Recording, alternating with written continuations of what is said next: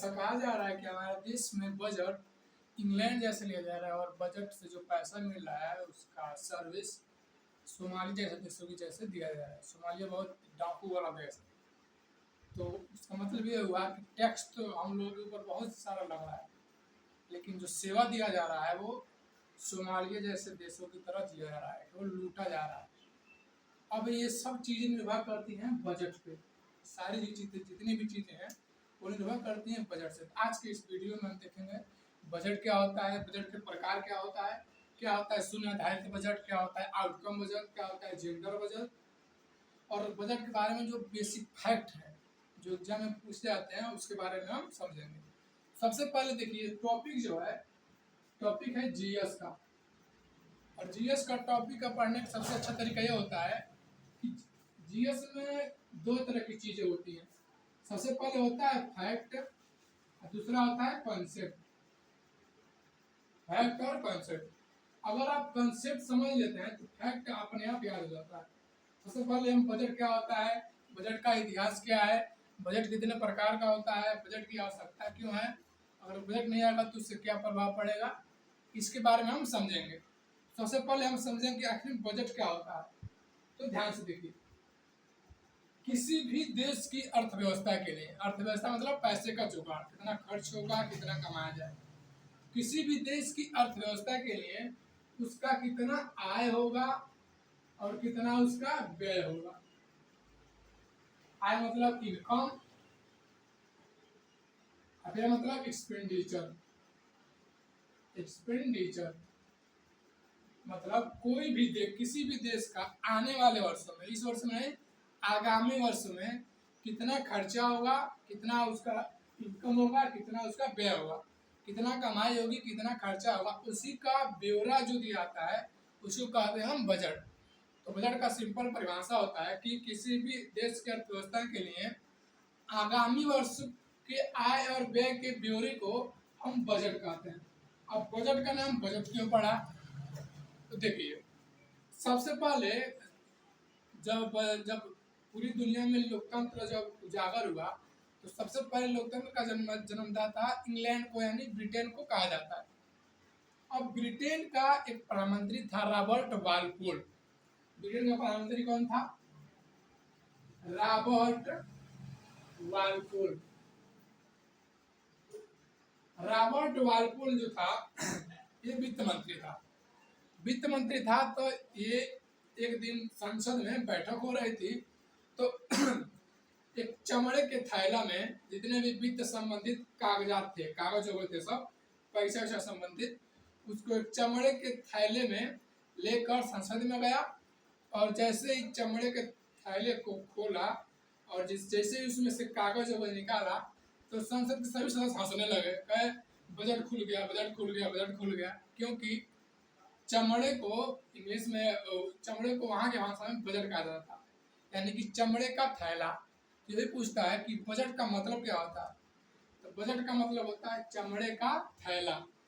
तो जब उसने चमड़े का थैला खोला तो सब लोग हंसने लगे, कहने बजट खुल गया, बजट खुल गया, बजट खुल गया।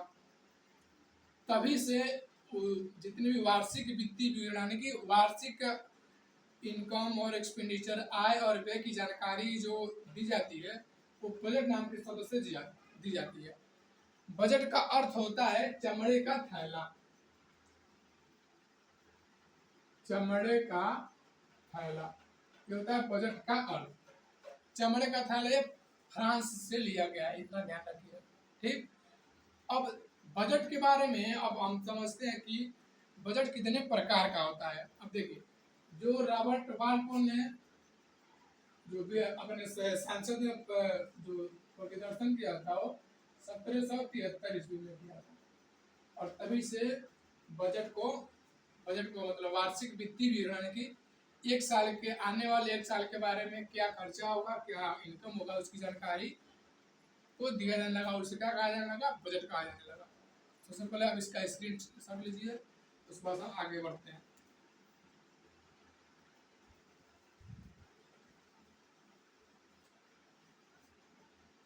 हम देखते हैं बजट के प्रकार।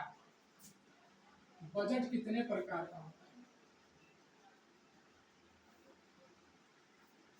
मुख्य रूप से बजट होता है 3 प्रकार का, ध्यान से देखिए। पहला होता है आपका शून्य आधारित बजट। शून्य आधारित बजट, शून्य आधारित यानी कि zero based budget. Zero based budget, zero based budget क्या होता है, ध्यान से देखिए। जब कोई भी देश अपने पिछले, जैसे मान लीजिए जब कोई भी देश अपने पिछले जितने भी आय और व्यय को छोड़ देती है और एक नए सिरे से बजट देती है, उसे कहते हैं जीरो बेस्ड बजट यानी कि शून्य आधारित बजट। जैसे मान लीजिए कि 2020 में बजट प्रस्तुत किया गया, मान लीजिए 20 करोड़ का घाटा हो गया। 2021 में 10 करोड़ घाटा हो गया। मान लीजिए 2022 में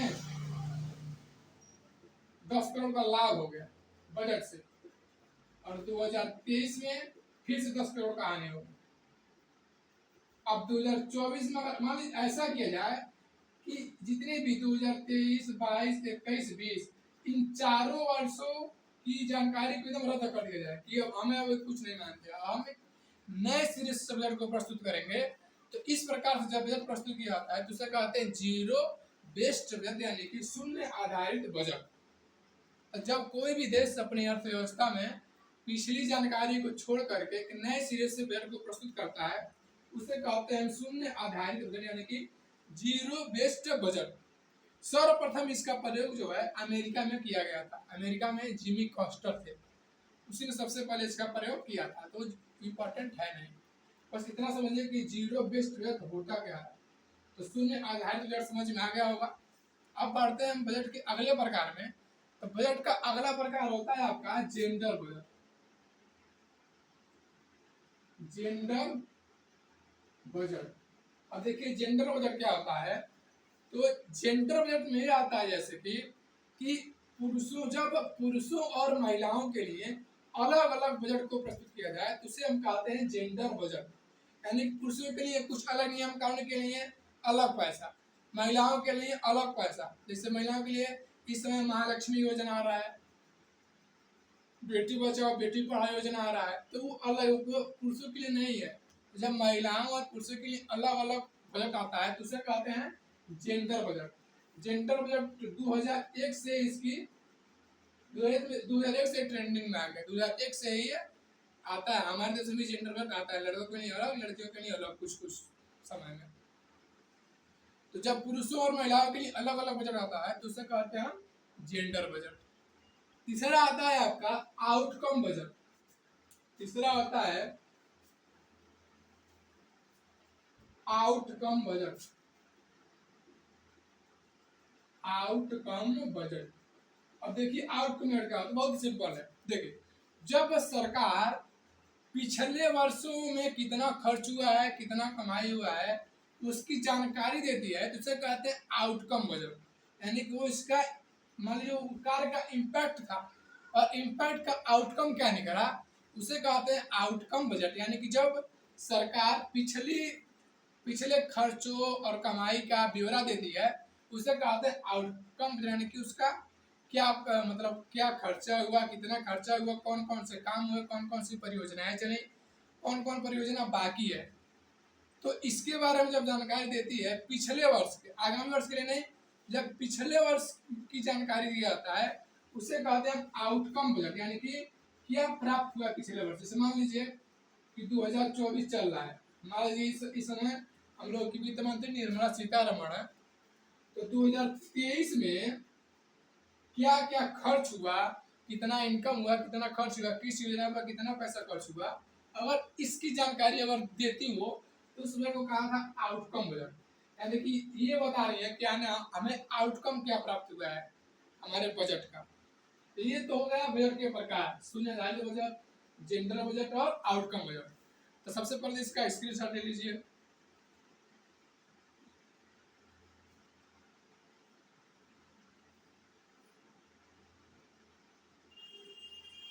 अब ध्यान से देखिए, जो आउटकम बजट था इसको इसको कोई ना कोई तो लाया होगा ना। तो आउटकम बजट को लाने वाले थे पी चिदम्बरम।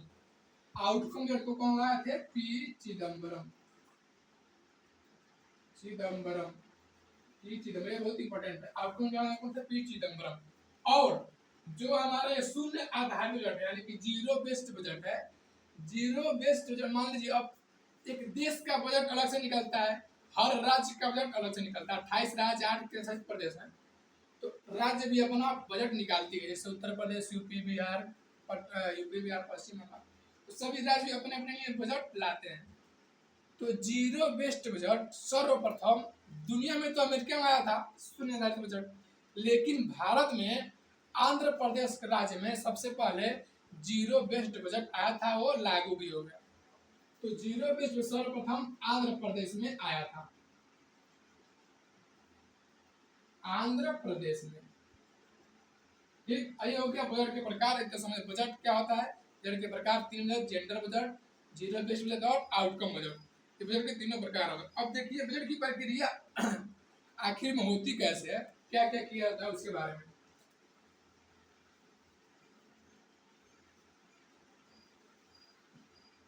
देखिए। उससे पहले हम थोड़ा कुछ फैक्ट के बारे में जानकारी लेते हैं। तो देखिए भारत के 3 ऐसे प्रधानमंत्री थे जिन्होंने, देखिए जो हम लोग का बजट निकलता है ना, बजट को संसद में प्रस्तुत करने की जिम्मेदारी राष्ट्रपति को होती है। क्यों? क्योंकि राष्ट्रपति देश का पहला नागरिक होता है। तो शक्ति तो होती है राष्ट्रपति के पास, लेकिन राष्ट्रपति क्या करते हैं, वो शक्ति वित्त मंत्री को दे देते हैं और वित्त मंत्री उस बजट को प्रस्तुत कर देती है।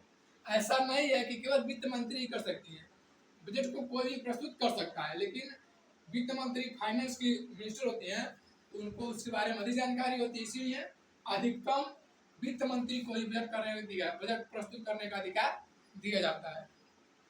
अब क्वेश्चन पूछता है कि सर पहली ऐसी महिला जिसने बजट को प्रस्तुत किया था, तो सर्वप्रथम इंदिरा गांधी ने बजट को प्रस्तुत किया था। इंदिरा गांधी ये बजट को प्रस्तुत करने वाली सबसे पहली महिला थी, इंदिरा गांधी।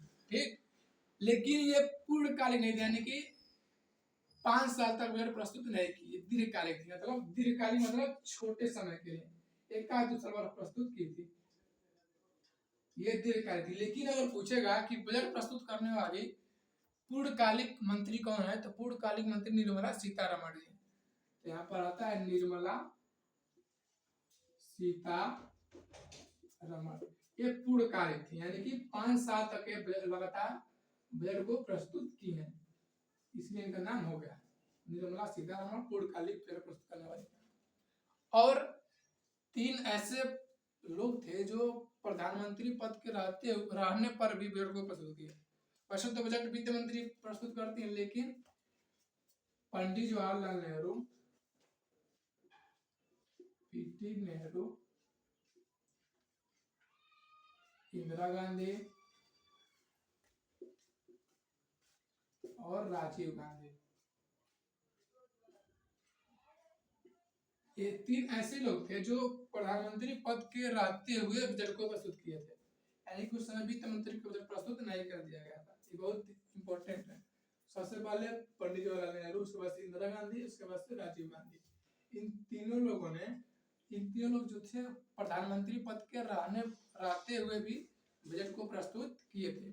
बजट हर साल फरवरी में प्रस्तुत किया जाता है, फरवरी के अंतिम सप्ताह में बजट को प्रस्तुत किया जाता है। और देखिए अब बजट के बारे में कुछ बेसिक जानकारी लीजिए। तो सबसे पहले जब भारत आजाद नहीं हुआ था, सबसे पहले भारत के लिए बजट प्रस्तुत करवाया था लॉर्ड कैनिंग ने।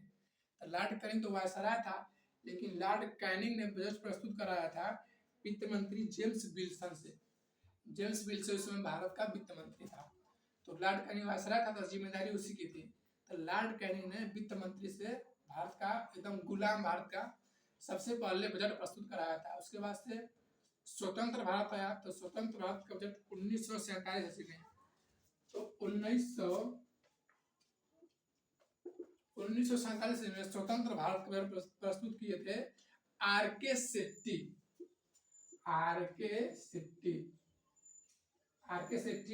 स्वतंत्र भारत, यानी कि जब भारत आजाद हुआ 15 अगस्त को, तो स्वतंत्र 1947 में बजट प्रस्तुत किए थे आर.के. शेट्टी। और गणतंत्र इसके बाद पूछता है कि स्वतंत्र हो गया। अब 1950 में तो भारत गणतंत्र हुआ, यानी कि संविधान लागू हुआ। तो 1950 में बजट कौन प्रस्तुत किया होगा? तो 1950 में बजट प्रस्तुत किए थे जॉन मथाई। जॉन मथाई यही गणतंत्र भारत के सबसे पहले जो वित्त मंत्री थे जॉन मथाई थे, और उन्हीं ने गणतंत्र भारत का बजट को प्रस्तुत किया था। तो सबसे पहले गुलाम भारत का बजट प्रस्तुत किया था किसने? जेम्स विल्सन ने। स्वतंत्र भारत का आर.के. शेट्टी, और गणतंत्र भारत का जॉन मथाई ने। अब संसद में बजट कैसे पारित होता है और किस प्रक्रिया द्वारा बजट निकाला जाता है, अब इसके बारे में हम समझते हैं। देखिए, सबसे पहले ऐसा ये होता था कि शुरू में रेल बजट और आम बजट, यानी कि आम चीजों के लिए जितनी भी आय व्यय की जानकारी है और रेल की, वो अलग अलग होता था। ठीक, फिर से एक कर दिया गया, फिर से बात करते फिर से अलग कर दिया गया, फिर से एक कर दिया गया। तो सबसे पहले तो रेल बजट और आम बजट को अलग अलग प्रस्तुत किया जाता था। तो बाद में उसे रेल बजट आम बजट को एक ही में प्रस्तुत किया जाने लगा, फिर से अलग हुआ और फिर से एक ही में प्रस्तुत किया जाने लगा। इस समय रेल बजट और आम बजट को एक ही साथ प्रस्तुत किया जाता है, अलग अलग प्रस्तुत नहीं किया जाता है। जब भारत गुलाम था तब रेल बजट और आम बजट को अलग अलग प्रस्तुत किया जाता था, और शुरू में बजट को टीवी पर नहीं दिखाया जाता था, लेकिन इस समय बजट को आप टीवी पर देख सकते हैं। ठीक, और सर्वाधिक बार बजट प्रस्तुत कौन किए थे, ये भी पूछता है। तो सर्वाधिक बार बजट प्रस्तुत किए थे आपके मोरारजी देसाई। मोरारजी देसाई ने लगभग 10 बार बजट को प्रस्तुत किया था। 10 बार बजट प्रस्तुत किए थे मोरारजी देसाई ने। अब ध्यान से देखिए, इसके बाद से पूछता है आखिर में बजट पास कैसे होता है संसद में। तो देखिए, आता सबसे पहले आता है आपका 112, 113, 114, 115, 116।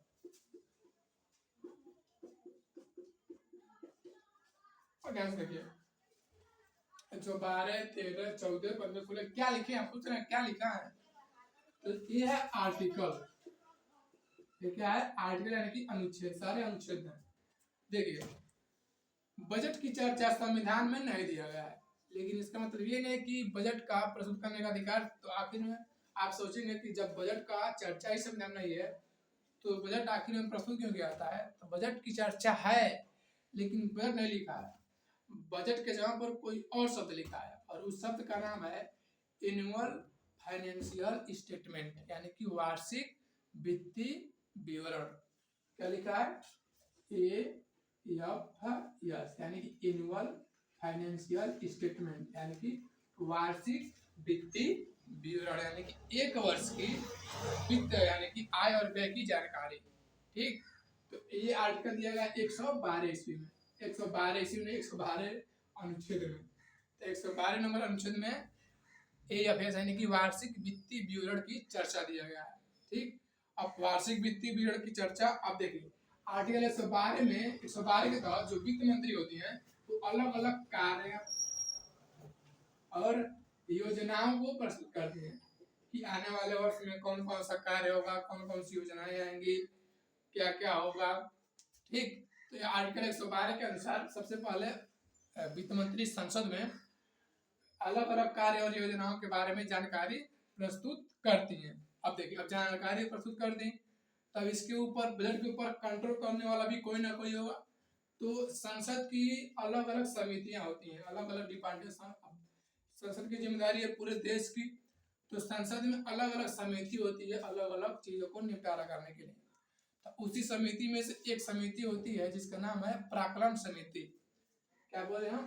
प्राक्कलन समिति। प्राक्कलन समिति। तो प्राक्कलन समिति बजट को रेगुलेट करती है। ठीक, बजट की जांच करना, कहीं उसमें गफलत नहीं हो गया, इसकी जानकारी प्राक्कलन समिति करती है। तो सबसे पहले आर्टिकल 112 में क्या हो गया? कार्य और योजनाओं की जानकारी दे दी वित्त मंत्री संसद में। अब क्या होगा? अब आर्टिकल 113 के तहत प्राक्कलन समिति, और जो प्राक्कलन समिति होगी प्राक्कलन समिति होगी वो खर्च का विवरण देगी। देखिए अब ये तो बता दिए कार्य कौन कौन सा कार्य होगा, कौन कौन सी योजनाएं होंगी, किस राज्य को कितना पैसा दिया जाएगा, ये तो पता चल गया। अब इधर खाली इसमें खाली कार्य और योजना को बताई थी ना, इसमें क्या हो गया, प्राक्कलन समिति ने खर्च का विवरण दे दिया कि इतना इतना रुपया खर्चा होगा। ठीक, तो उसकी चर्चा किसमें है, आर्टिकल 113 में। ठीक, अब आता है आर्टिकल 114। अब देखिए आर्टिकल 114 के तहत विनियोग विधेयक आया जाता है, विनियोग विधेयक। अब विनियोग विधेयक क्या होता है, देखिए तो जो धन संबंधित विधेयक होते हैं उसे कहते हैं विनियोग विधेयक। तो आय और जो बजट प्रस्तुत हो रहा है पैसे से संबंधित हो रहा है, तो पैसे से संबंधित जितनी भी विनियोग जितनी भी जानकारी होती है उसे कहते हैं हम विनियोग विधेयक। और जब तक संसद में विनियोग विधेयक पारित नहीं हो जाता है और जब तक राष्ट्रपति उस पर सिग्नेचर नहीं कर देते हैं, विनियोग विधेयक पारित नहीं हो सकता है। और जब तक विनियोग विधेयक पारित नहीं होता है, पारित नहीं होगा, तब तक संसद से पैसा नहीं निकाला जा सकता है, न ही बजट पास होगा। तो विनियोग विधेयक को पारित करना बहुत अति आवश्यक है। इसीलिए संसद को राष्ट्रीय कोष का धन संरक्षक कहा जाता है। यानी कि संसद में ही विनियोग विधेयक पारित होती है। मान लीजिए संसद नहीं रहेगा तो विनियोग विधेयक न पारित होगा, न बजट से पैसा निकलेगा, न कोई कार्य योजना होगा, न कोई विकास होगा। ठीक, और इसका सब निर्भर करता है संसद। अगर संसद में पारित हो गया तो बजट से पैसा निकलेगा, और नहीं पारित हुआ तो बजट से पैसा नहीं निकलेगा। इसीलिए संसद को भारतीय राष्ट्रीय कोष यानी कि पैसा का धन संरक्षक कहा जाता है। तो हो गया अब आर्टिकल 114 में विनियोग विधेयक लाया जाता है और संसद में पारित किया जाता है। और अब देखिए कभी कभी क्या होता है कि सारा पैसा, बजट का सारा पैसा खत्म हो जाता है। ठीक, तो अतिरिक्त यानी कि एडवांस के लिए, एडवांस में कुछ पैसे निकाले जाता है संसद से, राष्ट्रीय कोष से, तो उसके लिए हम कहते हैं अतिरिक्त अनुदान। अतिरिक्त अनुदान, अतिरिक्त अनुदान के तहत यानी कि अगर मान लीजिए कहीं पैसा अचानक से ज्यादा खर्चा हो जाए तो अभी पैसा की जरूरत पड़ेगा ना, तो एडवांस में ही संसद से पैसा निकाल लिया जाता है ताकि बाद में कोई दिक्कत ना हो। तो उसे कहते हैं अतिरिक्त अनुदान। अब मान लीजिए, अब सुनिए, जैसे मान लीजिए आप ही को जब कहीं जाते हैं मामा यहाँ, सबसे पहले आप मेरे पास से पैसा मांगते नहीं मांगते हैं। मान लीजिए आपको जाना कहीं घूमने, सबसे पहले आप जानकारी देंगे कि कहाँ जाएंगे, तो क्या हो गया, कार्य और योजना कहाँ कहाँ घूमेंगे उसका विवरण दे दी। फिर सब प्राक्कलन समिति यानी कि आपके उसमें क्या हो गया, प्राक्कलन समिति होगा। तो सबसे पहले प्राक्कलन समिति तक आप खर्चे की जानकारी देंगे, क्या क्या खर्चा होगा, कितना खर्चा होगा। फिर से विनियोग विधेयक आपके जाएगा पापा के पास, तो विनियोग विधेयक जब तक पारित नहीं होगा तब तक आपको पैसा नहीं मिलेगा। और उसके बाद से अतिरिक्त अनुदान आप क्या करेंगे, अपने दोस्तों से अतिरिक्त अनुदान से पैसा मांगने में कि दे दो भाई, खर्चा हो जाएगा तुम दे देना, तो अतिरिक्त अनुदान हो गया। ठीक, अब 116 में कहा गया है लेखा अनुदान।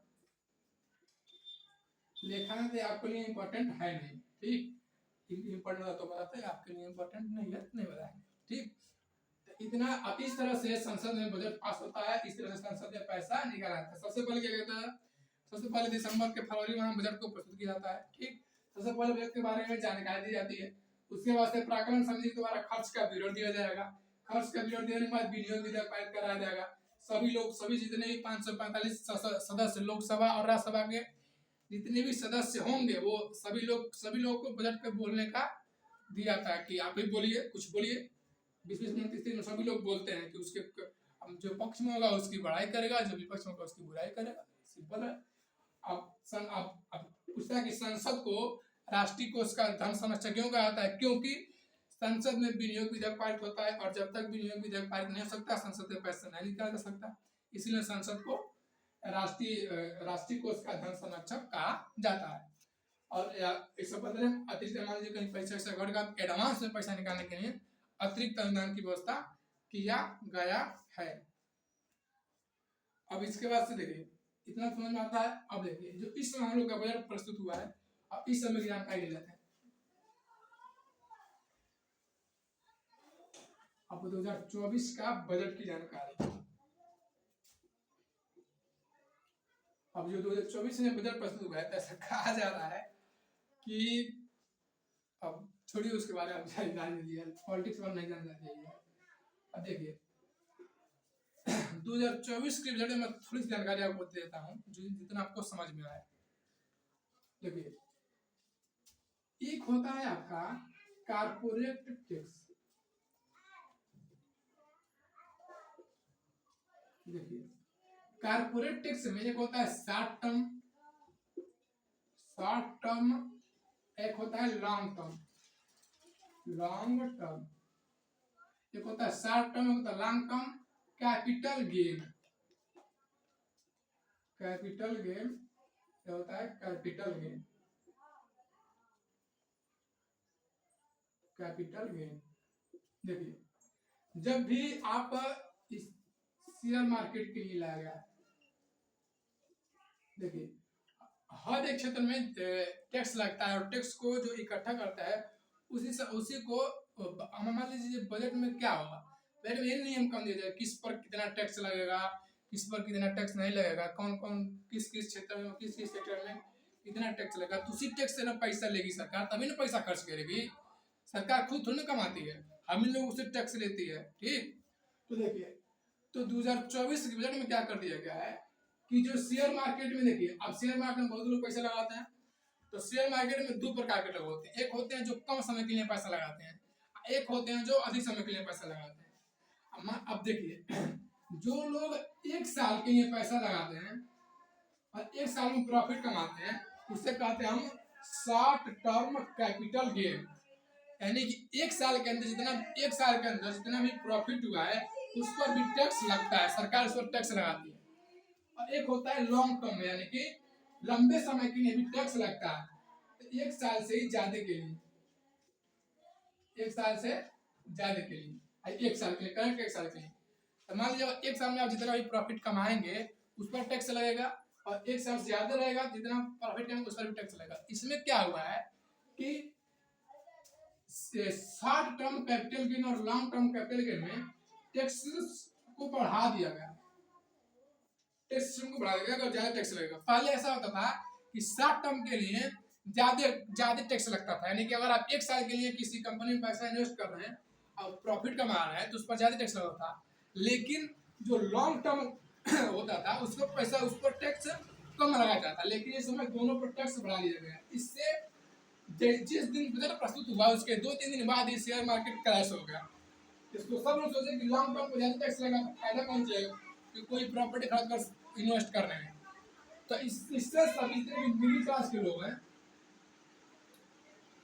मिडिल क्लास जनता है, तो उससे बहुत ही नाराज है शॉर्ट टर्म कैपिटल, क्योंकि शॉर्ट टर्म कैपिटल नहीं, लॉन्ग टर्म कैपिटल। अब देखिए, शेयर मार्केट के बारे में मुझे बेसिक जानकारी पूरा है। अगर आप चाहते हैं कि शेयर मार्केट के बारे में बेसिक जानकारी लेना, तो कमेंट कीजिए कि हाँ मुझे चाहिए, तो मैं उस पर भी एक लॉन्ग वीडियो 2 घंटे का एकदम वीडियो, उसमें आप ये नहीं सीखेंगे कि पैसा कमाना नहीं सीखेंगे, उसमें आप केवल बेसिक जानकारी दे सीखेंगे कि आखिर में शेयर मार्केट क्या होता है, इंट्राडे ट्रेडिंग क्या होता है, इन्वेस्टिंग क्या होता है, सीजीआर क्या होता है, एसजीआर क्या होता है, एसएलआर क्या होता है, पीएलआर क्या होता है, और अलग अलग प्रकार से एक होता है इक्विटी, एक होता है म्यूचुअल फंड, एक होता है इंडेक्स फंड, एक होता है आपका इंट्राडे ट्रेडिंग, अलग अलग बहुत प्रकार का चीजें होता है।